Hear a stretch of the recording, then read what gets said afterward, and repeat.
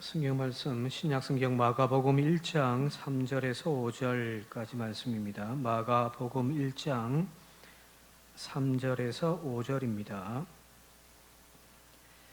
광야에 외치는 자의 소리가 있어 이르되 너희는 주의 길을 준비하라 그의 오실 길을 곧게 하라. 기록된 것과 같이 세례 요한이 광야에 이르러 죄 사함을 받게 하는 회개의 세례를 전파하니 온 유대 지방과 예루살렘 사람이 다 나아가 자기 죄를 자복하고 요단강에서 그에게 세례를 받았더라. 아멘.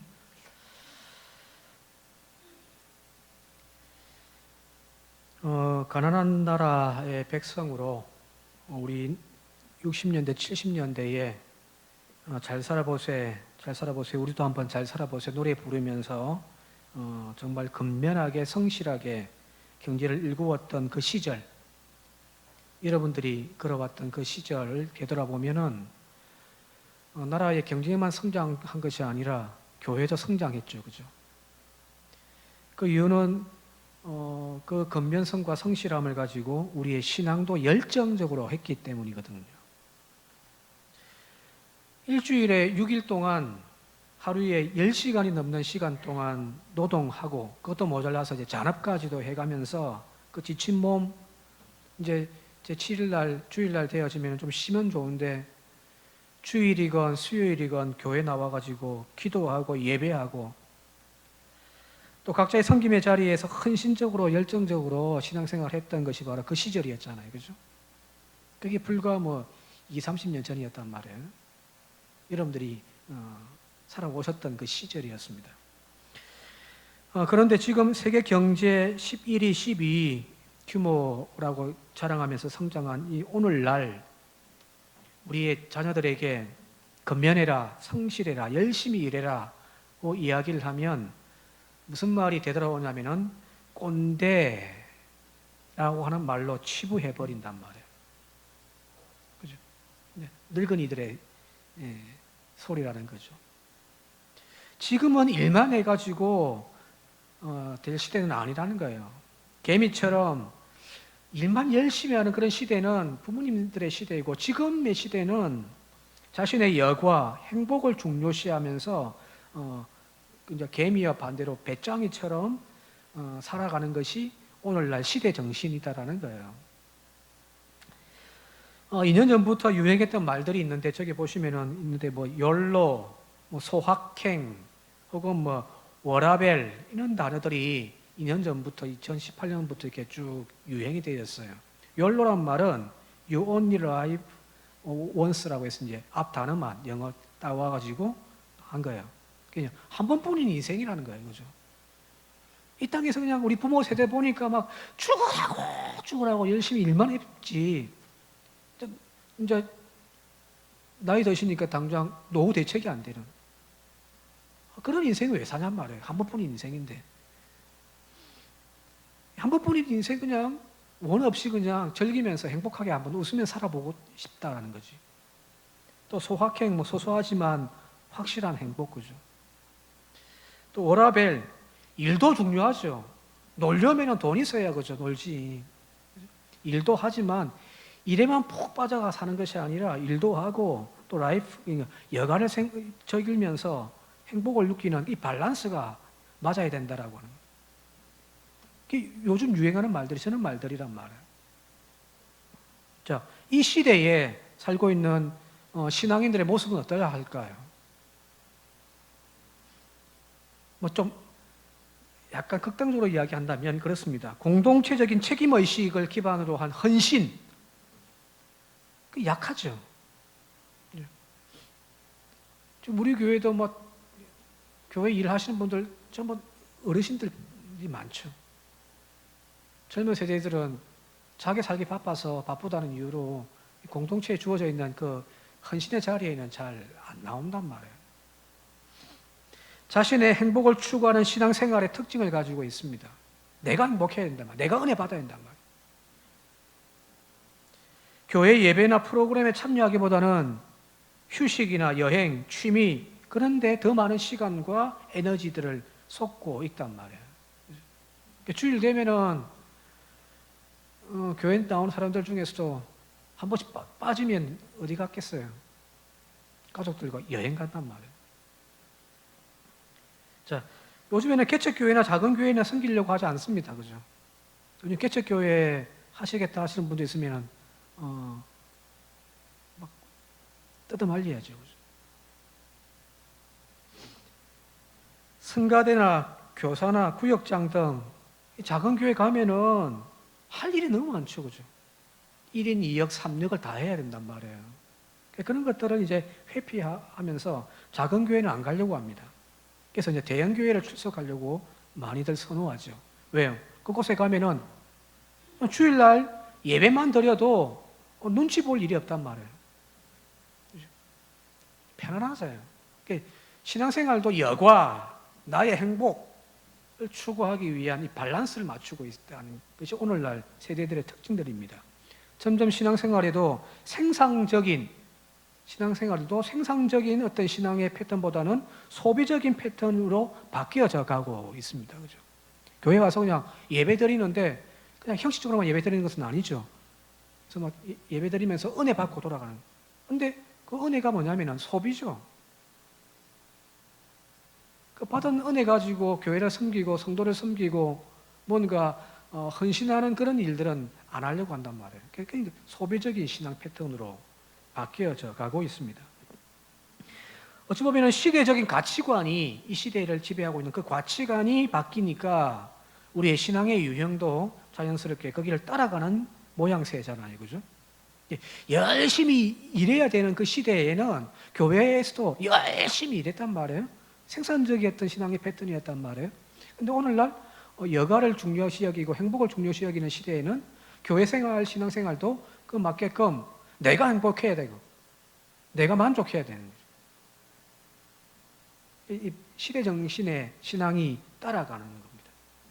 자, 성장했던 환경이 다르다 보니까 가난했던 그 시절, 열심히 일해야만 먹고 살 수 있던 그 시절에 살았던 사람들과 오늘 우리의 2세대들, 요즘 사람들은 다 누리며 살아왔잖아요. 그죠?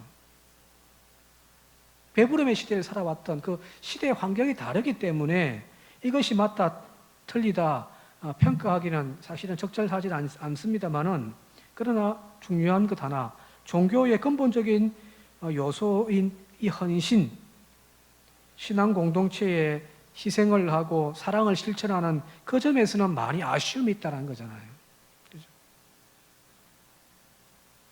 교회란 사랑의 공동체인데, 그 사랑이란 내 것 챙겨가면서 내 것 쌓아가면서 이루어낼 수 있는 것이 아니잖아요. 내 걸 들어서 누군가에게 나누어 주는 것이 사랑이니까. 내 시간이든 물질이든 내 땀이든. 그죠? 오늘날 시대의 신앙생활이 그런 점에서 참 배부른 시대에 살고 있는 거죠. 경제적으로도 배가 부르고 또 배가 부르니까 우리의 신앙의 패턴도 자꾸 바뀌어져 가고 있다는 겁니다. BC 8세기경, 기원전 8세기경 북왕국의 여로보암 2세 시대에 활동했던 호세아라고 하는 선지자가 있습니다. 이 여로보암 2세 시대는 경제적으로 또 나라적으로 외교적으로 굉장히 안정되어졌고 풍요했던 시대이기도 했습니다. 그 시대에 활동했던 호세아입니다. 백성들이 다 배가 불러요. 나라가 평안하단 말이에요. 외교적으로도 어느 정도 힘을 가지고 있어서 주변 강대국의 어떤 영향을 받지 않는 그런 시대. 그게 바로 여로보암 2세 시대인데 이 시대에 활동했던 호세아는 뭐라고 이야기했냐면은 오히려 그 시대를 축복해주고 백성들을 향하여 하나님의 축복의 약속의 말씀을 전하는 것이 아니라 오히려 신앙적으로 영적으로 타락하고 변질되어진 이스라엘 향하여 막 꾸지람하는 메시지를 내고 있단 말이에요. 그 타락했던 시대가 왜 그런가 호세아서 13장 6절에 이렇게 이야기합니다. 함께 읽어보겠습니다. 시작. 그들이 먹여준 대로 배가 불렀고 배가 부르니 그들의 마음이 교만하여 이로 말미암아 나를 잊었느니라. 하나님이 이 백성을 붙들어 주시고 축복해 주셔서 모든 것이 넉넉한 시대가 되어진 거죠. 배가 부르단 말이에요. 근데 배가 부르면은 더 열심히 하나님의 은혜를 갚기 위하여 살아야 될 것인데 웬걸요? 배가 부르니 그들이 마음이 교만해져서 하나님을 잊어버렸단 말이에요. 하나님이 축복해 주니 그 축복 가지고 교회 와서 더 섬기고죠. 하면 얼마나 좋아요. 그런데 그게 아니라 뭐 돈도 여유가 있고요. 여러 가지 막 풍성해지니까 그것 가지고 뭐냐면 주일날 캠핑 가고 막 해외 여행 가고 막 그런 거 앉아 있단 말이에요.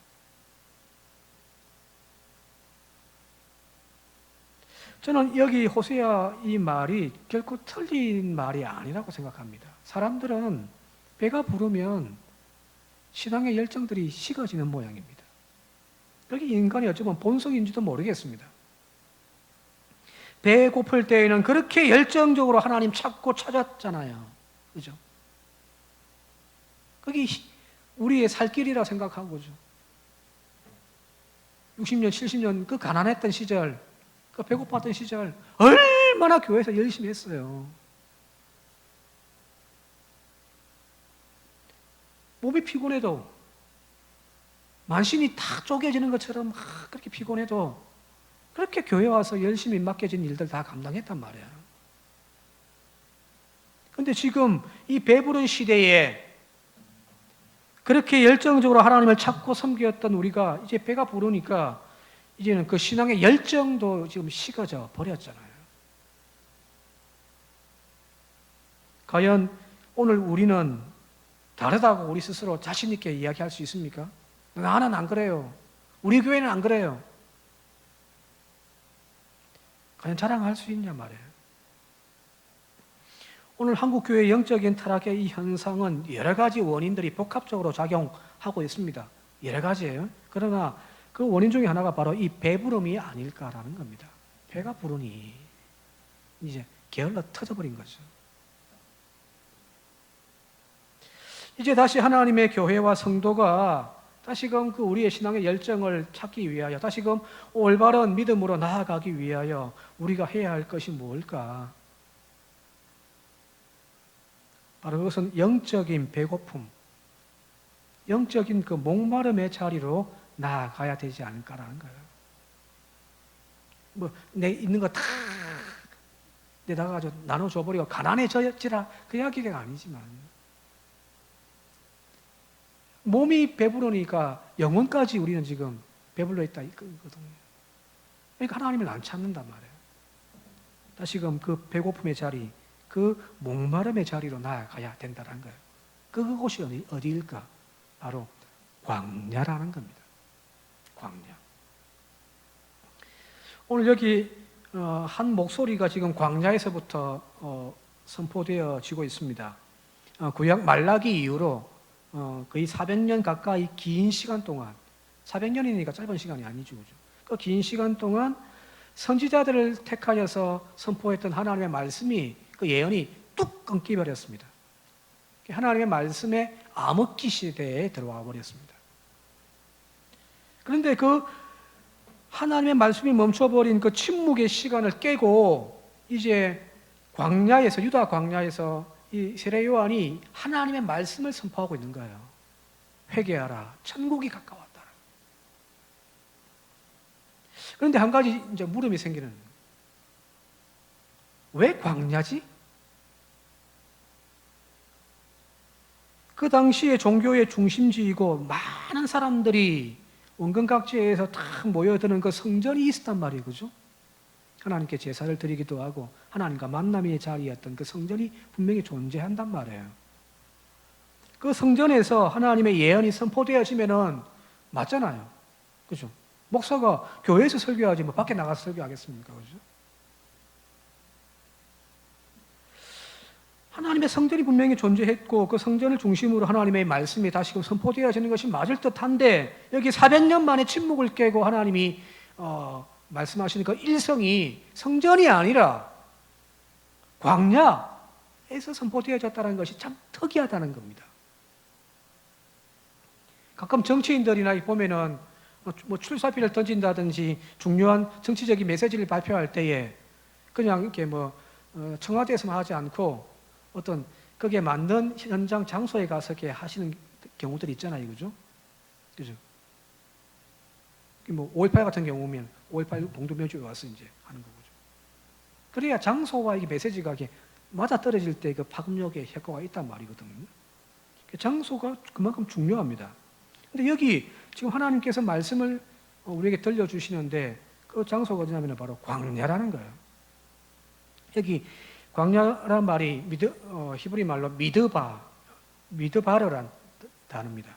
아무것도 없어요, 그죠? 자, 여기 미드바라는 광야의 공간이란 것은 사실 아무것도 없는 그런 장소입니다. 인간이 거기 가서 뭐 할 수 있는 것이 없어요. 먹을 것도 없습니다, 그죠? 그래서 그 마태복음이나 그 마가복음에 보게 되어지면 이 광야를 빈들이라고도 표현해 놨습니다. 빈들, 비어 있는 공간이라는 뜻이죠, 그죠? 뭐 아무것도 없으니까. 그런데 여기 히브리어에 숨은 어떤 메시지가 있는데요. 그게 뭐냐면은 히브리어는 동사에서 모든 단어들이 파생되어서 나옵니다.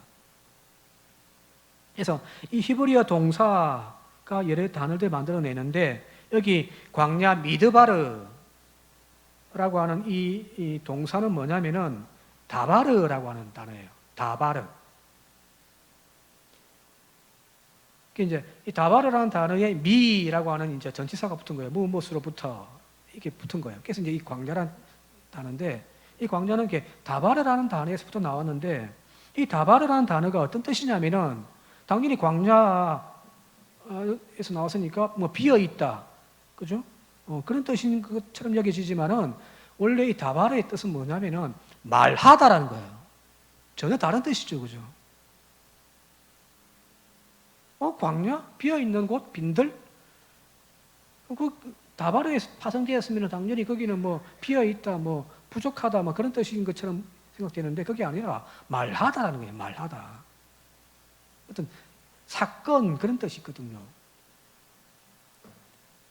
즉 성경에 사용하고 있는 이 다바르라고 하는 동사는 하나님께서 말씀하셨다라는 거예요. 그래서 하나님의 말씀, 그게 바로 다바르입니다. 여기 다바르에서 파생되어진 단어 중에 하나가 바로 여러분들 잘 아시는 지성소, 성전 안에 있는 가장 은밀하고 내밀한 곳이라고 하는 거기에 이제 하나님의 법궤가 거기 있잖아요, 그죠? 그리고 하나님이 거기서 이스라엘 만난단 말이에요. 하나님의 임재가 있고 하나님의 십계명 법궤가 보관되어져 있는 그 지성소를 디비르라고 하거든요. 여기 보면 히브리 단어가 똑같아요. 다바르랑 히브리랑 같은 이제 파생되어 나왔으니까 하나님 말씀하시는 곳, 이 하나님이 말씀하시는 장소 그런 개념으로 또 나온 것이 뭐냐면은 앞서 이야기했던 대로 바로 미드바르입니다. 광야라는 거예요. 이 광야는 비어 있는 곳, 아무것도 없는 곳, 절망적인 곳이 아니라 유대인들에게 있어서의 이 광야라는 개념은 하나님께서 말씀하시는 장소예요. 자, 그게 좀 정리해 보자면은 그런 거예요. 다바르, 그리고 지성소인 디비르, 그리고 하나님께서 말씀하시는 광야인 이 미드바르, 이 같은 단어예요. 자, 그리고 본다고 한다면 광야는 하나님의 임재가 있는 지성소이자 그리고 하나님께서 우리에게 말씀을 들려주시는 장소라는 겁니다. 따라서 여러분들 이 광야 미드바르는 아무것도 없는 빈들이 아니에요. 번역을 잘못해놨어요. 빈들 아니에요. 그곳은 세상적인 문명과 사람의 흔적을 찾아볼 수 없지만 오직 그곳에는 하나님이 계신 곳이에요. 하나님을 만날 수 있는 장소이고요. 하나님이 말씀하시는 곳이 바로 유대인들에게 있어서 이 광야입니다. 왜 유대인들은 이 광야를 우리로 이야기하면 버려진 땅, 비어있는 땅, 그걸 왜 하나님이 말씀하시는 장소로 생각을 하고 있을까? 우리로 따지면은 전혀 그 땅값도 얼마 되지도 않는, 그죠? 쓸모없는 땅처럼 여겨지는 그 땅을 왜 하나님이 임재하시고 하나님 말씀하시는 곳이라고 하는 미드바르라고 이야기를 할까? 그 이유는 바로 유대교가 바로 이 광야에서부터 출발했기 때문입니다. 그들의 신앙적인 경험이에요. 여러분 잘 아시는 대로 유대교와 기독교의 출발이 이 광야에서부터 시작되어졌습니다. 모세가 하나님의 명령을 받고 이집트의 파라오에게 가서 그 백성들을 해방시키라고 사명을 받았던 장소가 바로 떨게나무였어요. 그죠? 그게 바로 광야잖아요. 미디안 광야에서, 호렙 광야에서 하나님을 만났고 거기에서 사명을 받았고 또 그 이스라엘 백성들을 그 문명의 도시 그 에집트에서 이끌어 어디로 나옵니까? 광야로 나왔단 말이에요. 그리고 이 광야에서 그 시내산 아래 그 시나이 반도 그 광야에서 그들은 하나님을 만났고 하나님께 십계명을 받았단 말이에요. 언약을 받았단 말이에요. 이 시내산 광야에서 하나님이 이스라엘 백성들에게 말씀을 건네신 거잖아요. 그죠?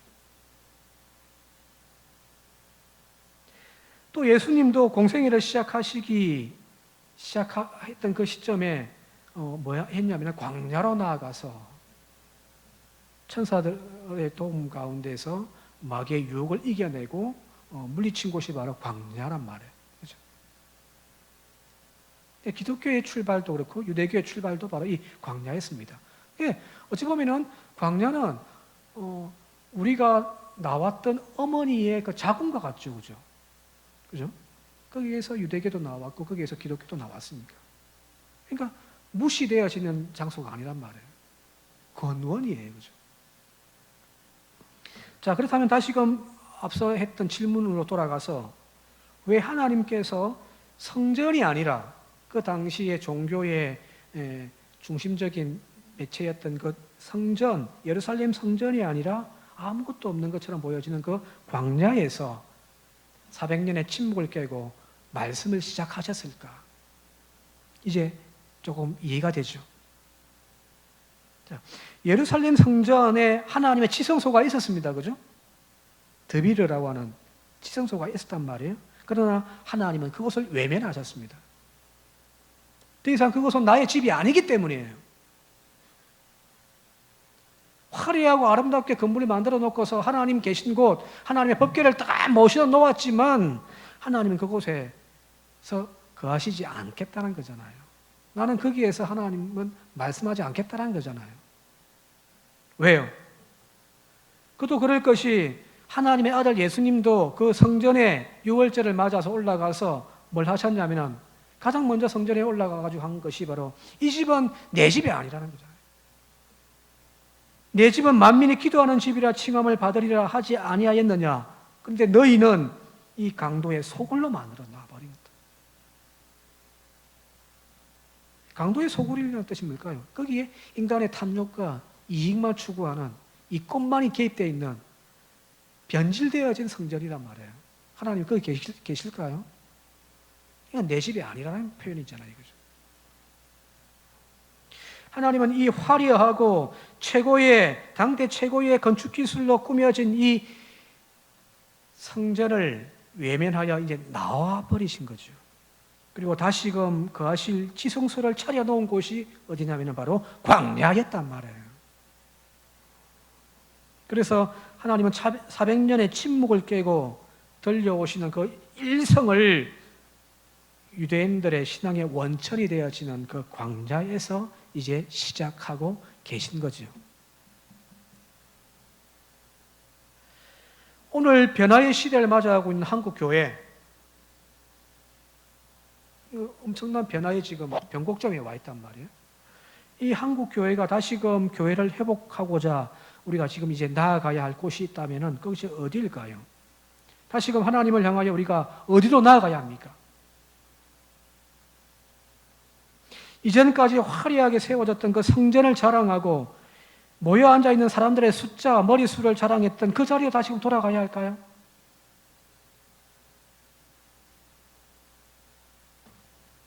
사실 그 자리란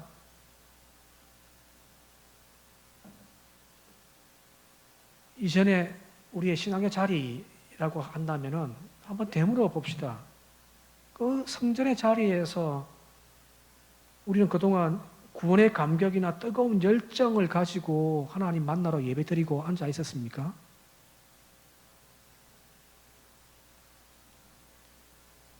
열정은 식어지고 구원의 감격은 식어지고 찬양도 부르되 그 찬양에 내 마음이 움직이던가요? 형식만 가득 찬 믿음으로 예배하고 있지는 않았습니까?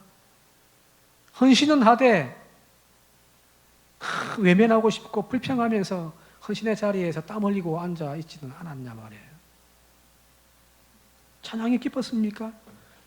예배가 감격과 은혜로 내 가슴을 탁 채워지는 그런 감동들이 있었습니까?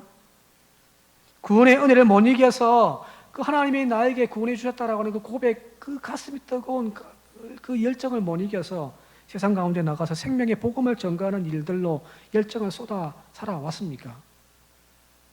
아니면 그냥 형식에만 머물러 있는 신앙생활을 했습니까? 구원의 빚진 자의 마음으로 성도 섬기는 일이 즐거웠고 기쁨이었는가? 자, 그렇게 본다면은 그 이전으로 돌아가는 우리의 신앙의 자리란 사실은 이 예루살렘 모습은 아니었는가요? 지성소라고 이름하여 아름답게 건축물 다 교회 만들어 놓았는데 그 안에서 우리의 영혼이 얼마나 뜨겁고 간절했으며 기쁨이 넘쳤습니까? 그게 아니라면 그곳으로 돌아갈 수도 없는 거죠. 이제 우리는 그 형식적이었던 신앙의 자리에서 그 모든 걸 내려놓고 이제 다시금 돌아가야 할 자리는 어디냐면 광야의 자리입니다. 그렇지 않고서는 여러분 이제 우리에게는 희망이 없습니다. 왜요? 전에도 한번 몇 주 전에 설교했습니다만은 우리가 붙잡고 있던 그 예루살렘 성전이란 곧 허망하게 허물어질 일만 남아있거든요. 그래서 그 예루살렘을 위하여 울으라고 전에 한번 설교도 했습니다만은 그걸로 돌아가서는 안 되는 거죠. 이제 광야로 나아가야 합니다. 이 광야에서 다시금 우리의 심령을 막 뒤흔들고 막 울리게 하는 그 하나님의 음성을 진짜 들어야 될 거 아니에요. 잠자던 심령을 깨워내고 다시금 우리의 눈을 열어서 하나님을 볼 수 있는 그 광야로 이제 나아갑시다. 편안함. 내가 그동안 자랑했던 우리 교회 자랑의 그 자리가 아니라 좀 배고픔의 자리. 내가 의지할 것 없는 아무것도 없는 오직 하나님만 의지해야 하는 그 광야로 나아갈 때 다시금 우리에게 희망이 있을 줄 믿습니다. 광야로 나아갑시다. 자, 여기 이 광야에서 세례자 요한이 외쳤던 메시지가 뭐냐면은 따라합시다. 회개하라. 천국이 가까웠느니라. 마가복음에는 그 이야기가 없는데 마태복음에는 이 광야에서 세례 요한이 외쳤던 것은 회개하라. 천국이 가까웠다는 거잖아요. 회개란 다른 것이 아니라 하나님과의 관계를 회복하는 거잖아요. 하나님으로부터 등을 돌리고 멀어진 것이 죄라고 한다면 다시금 그 죄 자리에서 돌이켜 하나님께로 돌아오는 것, 그것이 회개이거든요. 회개를 뜻하는 헬라어가 바로 메타노이아라는 단어입니다. 메타노이아가 회개입니다. 근데 이 메타노이아는 두 개의 합성어입니다. 메타 그리고 노이아. 메타란 이거 차원이 다른 거예요. 다르다, 달리 그런 뜻이고요. 노이아란 말은 생각입니다. 생각을 달리하는 것이 바로 회개입니다. 즉 달리 생각한다, 생각의 전환, 마음의 전환, 삶의 가치관의 전환, 그게 바로 회개이거든요.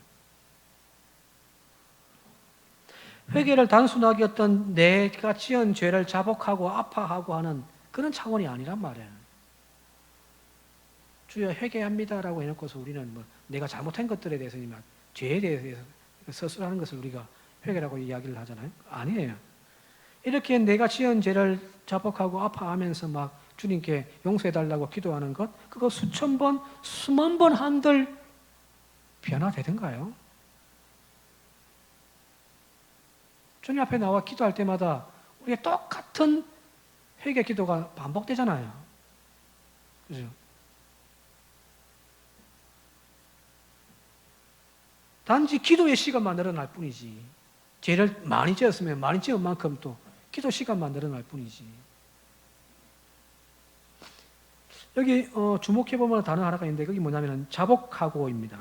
여기 5절인가요? 5절 중간에 보면은 온 유대 지방과 예루살렘 사람들이 다 나와서 자기의 죄를 자복하고, 그죠? 이게 이제 회개의 한 기도의 내용인데, 여기 자복하다라고 하는 이 단어가 헬라어로 엑소몰로게오라는 단어거든요. 근데 이게 어떤 의미냐면은 동사로 하면은 고백하다, 약속하다, 공언하다 그런 뜻이에요. 이제 자복하다니까 스스로 이제 뭐 고백하다 이런 뜻도 되겠지만은, 근데 이 단어에 어떤 성향이 있냐면은 공개성이 있어요. 공개적으로 이야기하는 거예요. 내가 일주일 동안 어떤 큰 죄를 지었단 말이에요.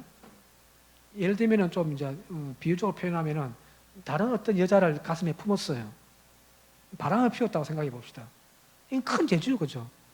아내에게도 죄 지었고, 그죠? 하나님 앞에도 죄를 지은 거잖아요. 그죠?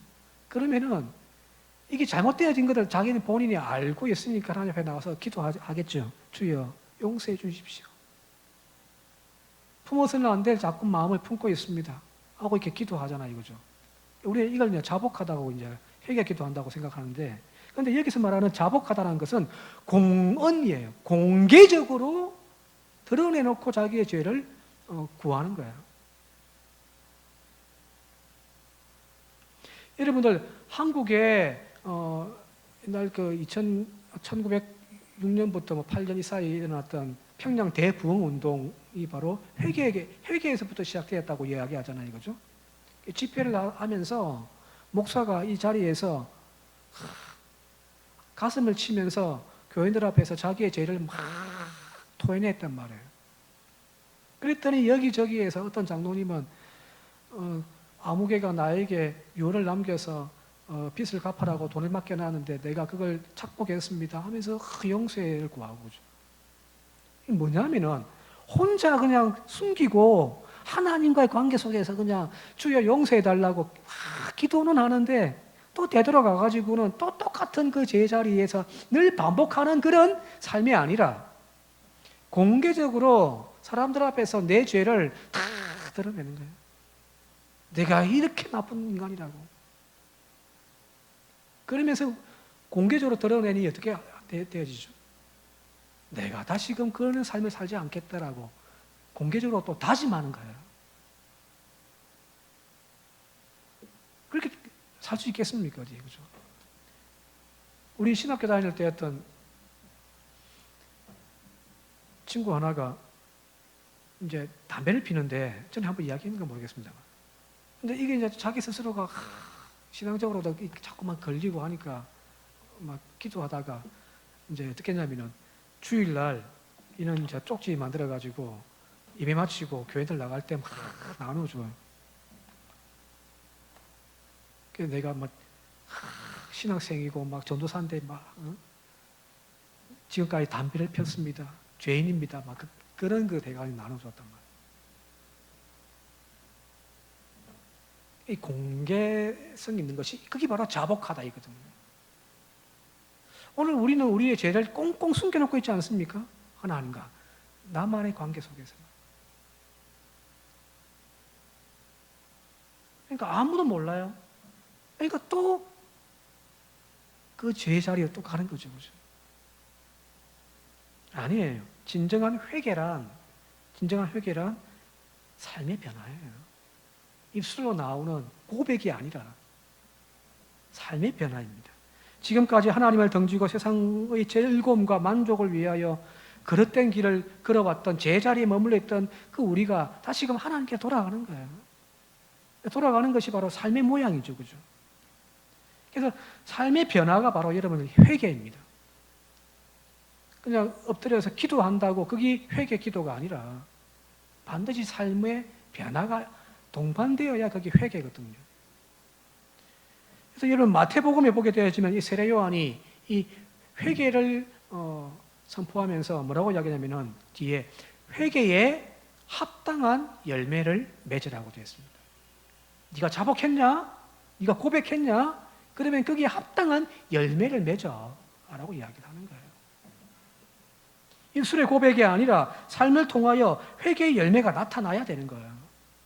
그렇지 않고서는 우리는 계속해서 다시 그 원점으로 돌아가는 거잖아요. 그죠?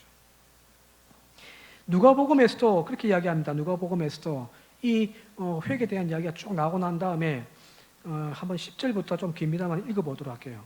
누가복음 3장 10절에서 14절입니다. 시작. 무리가 물어 이르되 그러면 우리가 무엇을 하리이까?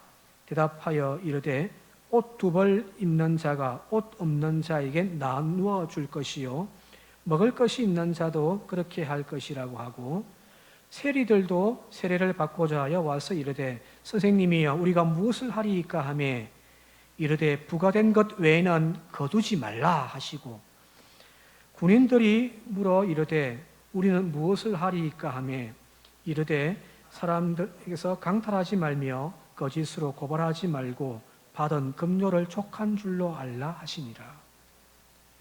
예수님께서 다시금 회개를 선포하셨단 말이에요. 세례받고 난 이후에 광야에 가서 막 회개를 선포하시니까 사람들이 막 모였어요. 무리들이 묻습니다. 그 회개에 대한 메시지를 받고 이제 자복하는 거죠. 우리가 이제 어떻게 해야 합니까? 그때 주님께서 말합니다. 옷 2벌 있는 자 있냐? 없는 자에게 하나 나누어 주어라. 세리들이 또 와서 막 이야기를 해요. 주님 이제 우리가 어떻게 하죠? 그때 주님께서 이야기합니다. 너희들이 세금 거두는 자이니 부과된 것 외에는 거두지 말라. 군인들이 또 와서 묻습니다. 어떻게 하죠? 그때 주님이 그 군인들에게 이야기합니다. 사람들에게서 강탈하지 말고 힘이 있으니까 그것 갖고 그냥 다 뺏어버린단 말이에요. 거짓으로 고발하지 말고 받은 급료를 족한 줄도 알며 살아라. 그죠? 무슨 말일까요?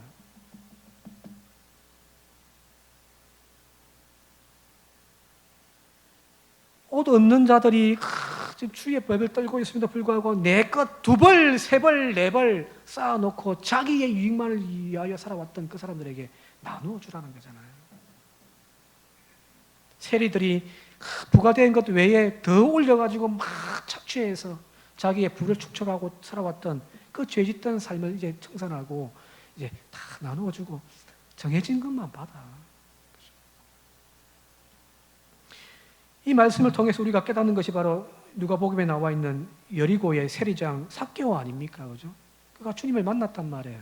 그리고 뭐라고 고백하냐면은 사람들에게서 매국노 소리 듣고 착취자라고 하는 버러지라고 하는 소리를 들으면서 또 돈의 노예가 되어져가지고 그거 다 움켜쥐고 살아왔는데 주님 만나고 난 다음에 그가 고백합니다. 내가 누군가에게 착취한 것이 있다면 4배 갚겠습니다. 나의 재산의 절반을 이제 나누어 가난한 자들에게 돌려주겠습니다. 이게 회개인 거죠. 삶의 태도가 완전히 바뀌어버렸잖아요. 그죠? 가치관이 완전히 바뀌어버렸잖아요. 바로 이런 변화가 오늘 우리에게 필요한 거죠. 성경책 들고 교회만 나온다고, 그래서 일주일에 한 번 혹은 일주일에 2번 교회 나와 앉아 있는다고 해서 내가 교인이다. 그 모인 교인들 숫자가 1000명이니 10,000명이니 그것만을 자랑하고 있던 우리의 신앙의 자리에서 이제 생각을 바꾸어야죠. 이 생각의 변화, 생각을 달리하는 이 변화, 이 회개가 없이는 한국 교회에 희망이 없는 거죠. 우리 교회에 희망이 없는 거예요.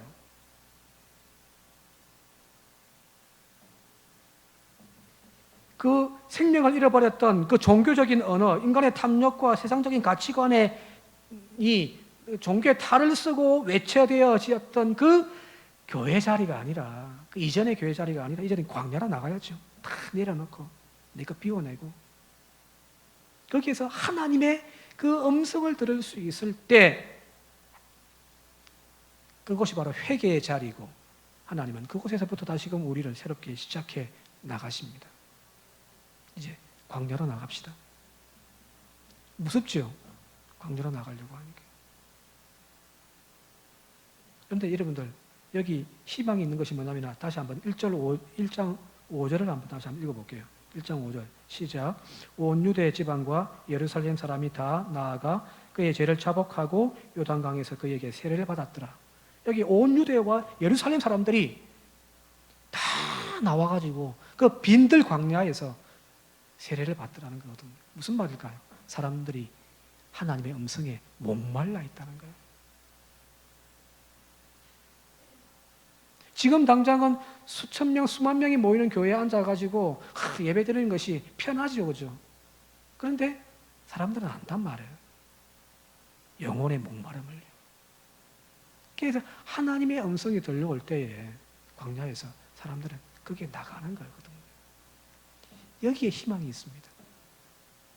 오늘 우리 교회가 광야 교회가 되어집시다. 여러분들의 신앙생활이 이제 광야가 되어지시기 바랍니다.